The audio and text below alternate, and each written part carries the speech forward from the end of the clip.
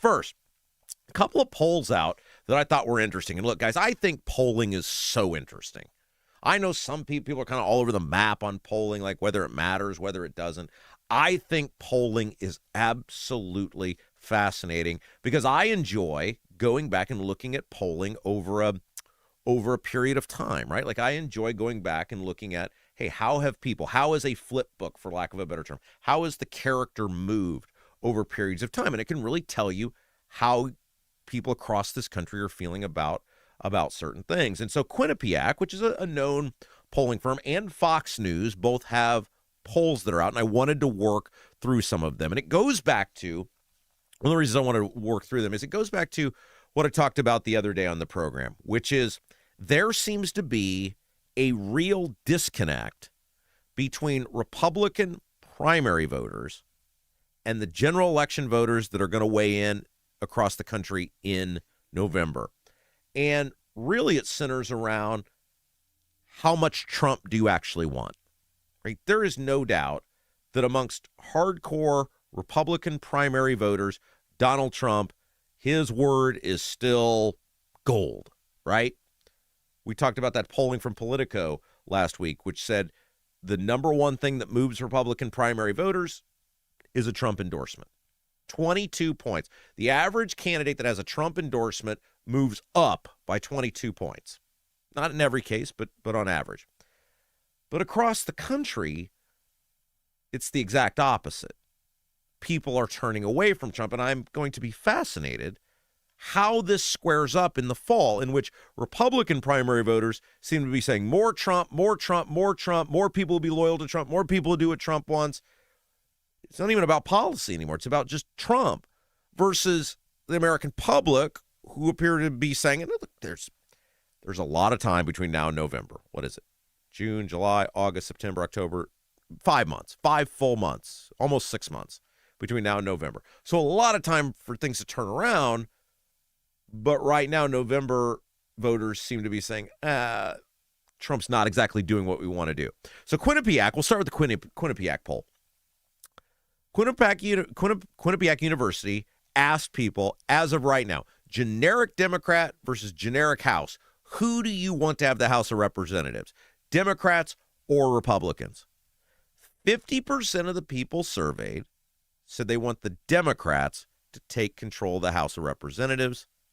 That is compared to 39% saying the Republicans. That's a wide gap, guys. Polling is usually off. It could be off 2-3 points. That can be overcome. 11 points is a lot. That's a very sizable advantage right now for the Democrats. When asked about Trump, 34% of Americans approve of the job Trump is doing.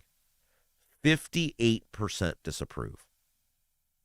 That's a negative 24-point spread. We talked about the Nate Silver Bulletin last week. If you guys are regular viewers, listeners, remember that, in which Silver kind of tracked polling on Trump across the spectrum and then tried to kind of come up with, hey, where is Trump actually at based on the accuracy of the polls. I mean, some polls had him as low as -14. One had him at -30. He said, look, I'm probably not on either one of those polls. He had Trump at essentially -19. And so if you look at this is -24. It's a little bit higher than that. But it, again, fits in that ballpark of the numbers that we have seen on Trump, in which he is consistently in the 30s. Sometimes it's the high 30s, but he's consistently in the 30s. That's a large number to overcome. The Fox News poll, when asked about Trump, 39% of voters said they approve of the job Trump's doing. Okay, that's what we said. A lot of numbers have him in the high 30s. However, 61% said they disapprove. So a higher approval rating, higher disapproval rating. They did not have a middle ground here, unlike the Quinnipiac poll, which had a room for no opinion. Let's just take the numbers and put them together, shall we? Let's take the average. The average between 39 and 34 is about 36.5. So we'll round it up. We'll say it's 37. The average between 61 and 58 is, 59.5, right? We'll round it up. We'll say 60. So basically, you've got Trump at about 37% approval rating, 60% disapproval rating between these two pollsters. That's not good for any time. That's not good for your party anytime that you've got that overwhelming of an approve, disapprove. It's really not good when your party in their primaries seem to be doubling and tripling down on Trump's endorsement, fealty to Trump being the primary driver on how we're voting for people, right? Again, I gave that analogy of you got the two trains on the track. You've got the Trump primary voter train, and then you've got the general election train. And the Trump primary voter train seems not to know that the much larger general election voter train is over here. They're both heading towards each other, and the Trump general election train can view what's going on with the Trump primary train. I'm sorry, the general election voter can view what's going on with the Trump primary train. They see, hey, we're kind of telling you we don't like a lot of the things that are going on. We kind of don't like the job Trump is doing. And yet the Trump primary voter keeps saying, no, we will send you more Trump voters to cast your ballot on. We are dictating what our product's going to be. And the general election voter is saying, we don't really like the taste of that product. We kind of want something different. No, here's more of this product. Well, then the logical conclusion becomes we're not going to buy that product. Some of the interesting data points inside the Fox News poll, 58% of voters right now are rating cost of living as their top priority.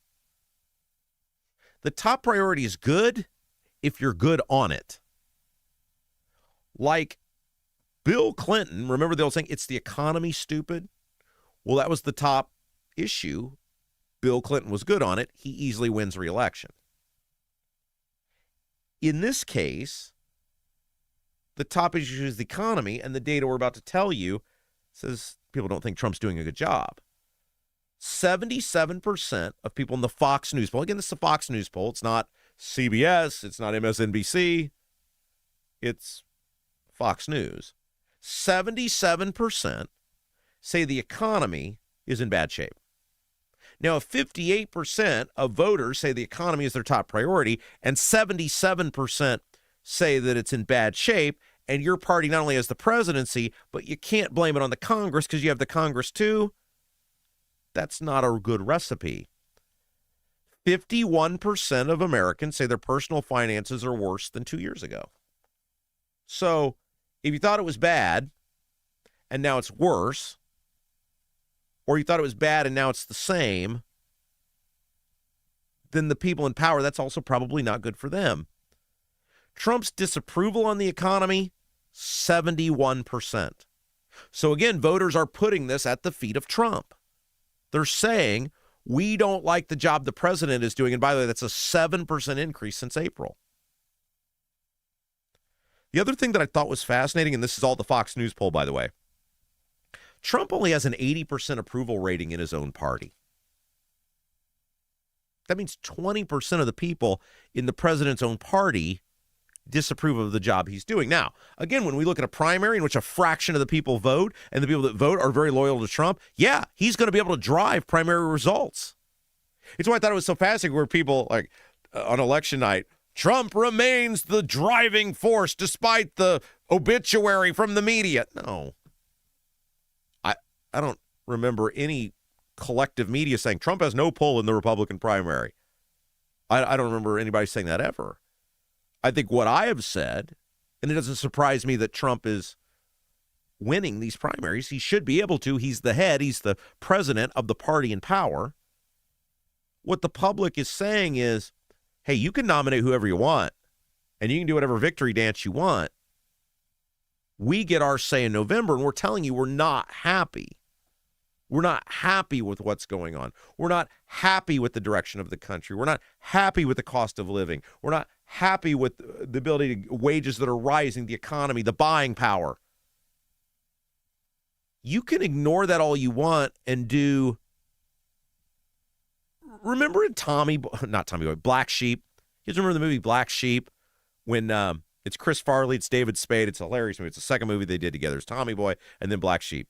And the premise of the movie is Chris Farley is the brother of Tim Matheson. Tim Matheson was an Animal House Fletch. He's a very famous actor in the 80s and 90s. He was a kind of a well-known quantity. Tim Matheson is running for the governor of Washington. Chris Farley is his crazy brother. And they figure Chris Farley's such a liability, they got to hide him in the wilderness.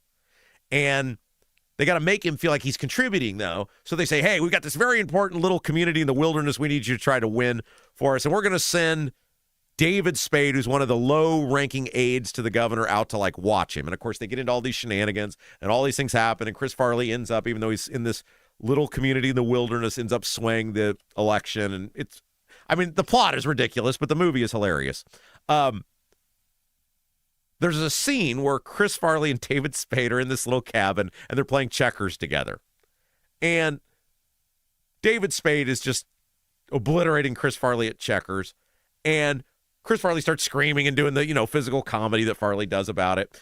And finally, Spade goes, okay, well, like, what would you like me to do? And he goes, well, just move your checker over there. And he does, and he hops him, and he goes, well, that was stupid. And he goes, well, what about that one? And he moves it, and he jumps out, and he goes, well, that wasn't safe at all, and starts laughing at him. The Chris Farley, type of laugh. And I feel like that's what we're doing here in the Republican primary, where we're like, the president won again. The president's awesome. Okay, he wins in a Republican primary. You're doing a happy dance over that. He's the president. Whether it's Obama or Bush or whoever, they should be able to dictate the direction of their party, of voters. They should win the majority of the elections they get involved in. We're acting as though the primary is a victory in the general election. And it's not. A whole new group of voters. They're called Democrats and independents. Oh, and Republicans who don't like the direction of the country, who voted differently in the primary. They all get their say in the fall, and I just think it is such a fool's errand to be putting our head in the sand when poll after poll after poll is telling us, hey, Trump is very unpopular amongst the American public as a collective, to be saying, well, look at him dominating in the primary. No, the media, they're lying to you. They can't lie in every poll. They can't. The Republican polls are showing the same thing to various extents. These data points keep telling us how people are feeling.